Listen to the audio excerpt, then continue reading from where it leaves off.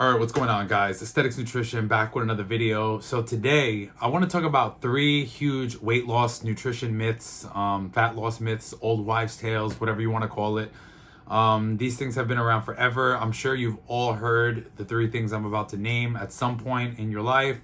I still hear it till this day. So let's just jump right into it, right? The first one is that you can't eat carbs at night and that carbs make you fat, and basically carbs are the enemy.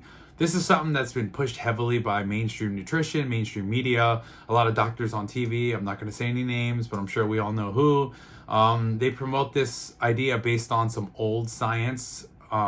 It's kind of, we know now it's kind of BS. We know that it really comes down to your overall energy calorie intake. So everybody has a set amount of calories their body maintains on. I've spoken about this, I don't even know how many times on my Instagram. So some people are probably sick of hearing me say it, but you have a certain amount of calories your body maintains your weight on.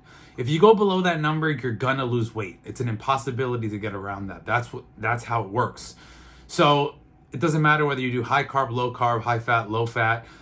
If you're hitting 1800 calories, let's say, and that's what you need to lose weight, it doesn't matter which one you choose, you're gonna lose the same amount of weight.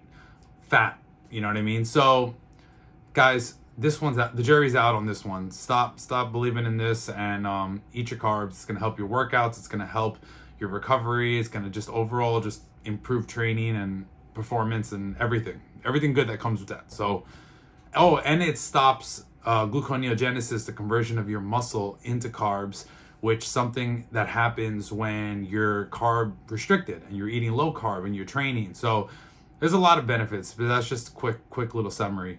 The second thing is that you need cardio to lose weight.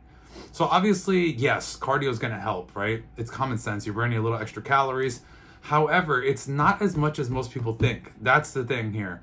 Let's say you do go to the gym and you do, I don't know, 30 minutes of cardio a day. You're talking about 120 to 150 calories burnt, which I'm sure I don't have to tell you that you can eat that back like this. You know what I mean? So cardio really only helps once the diet is in check. So like, let's just say you're spot on hitting your calorie target, whether it's, I don't know, 15, 1800, 2000. Let's say you're hitting that perfectly and then you add in some cardio consistently, then yes, it's going to create a little deficit and it's going to help so that you can eat a little more while dieting and not really have to suffer as much. However, if you're somebody who's just trying to lose weight and you're not even tracking calories or following anything, cardio could be really useless because you can easily eat back all the calories like this in a heartbeat, like I said, and it's not going to do as much as you think. So obviously I'm talking about from a strictly fat loss perspective, but you can technically lose a lot of weight without ever doing any cardio or ever going to the gym. Is it the optimal way to do it? Definitely not, but you can do it is what I'm trying to say. So don't think that you have to do an hour or two of cardio every day to get leaner. You can manipulate your diet and still get that same benefit. So the last myth is that you need to eat clean foods 24/7. So people used to always push this where you have to eat white rice and broccoli and chicken and you gotta like eat fish, and basically you have to eat from the good foods list, right? And I've talked about this before that, you know, people get so obsessed with eating clean that the second they eat anything from the bad list, they go nuts and they just start binging their life away. And I see it all the time. And you see this in a lot of competitors as well, because they follow a strict meal plan that's just like meal 1, eggs and oatmeal. Meal 2, tilapia and asparagus. Meal 3, chicken and a couple of almonds. Like, so these type of extreme diets set up in that way end up causing massive binging and horrible relationship with food, I guess you can call it. So you don't need to eat clean 24/7. The sooner you realize that, the sooner you'll have more success with your diet and your long-term weight loss goals or weight maintenance even. A lot of times people come off of a dieting phase and they think they have to keep eating super clean to maintain, and nobody's going to be able to do that. So the second they do have a social event, a holiday, a party, they go nuts and the weight skyrockets and they balloon up in weight. So guys, start learning this, that it really comes down to calories. I gotta say this as well though, it does help to stick to cleaner foods because those are the ones that happen to have fiber, happen to be higher in micronutrients, lean proteins.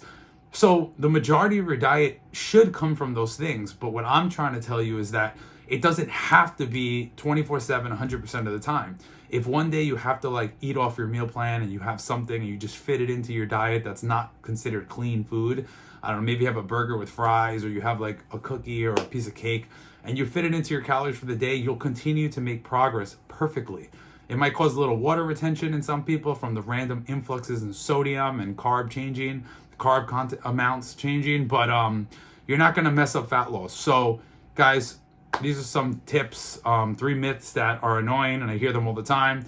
I have so many of these, so I'm going to keep dropping different videos about different myths, and I'm sure people want to hear them. But if you like the video, subscribe, share, like, comment, you know what to do. So I'm out.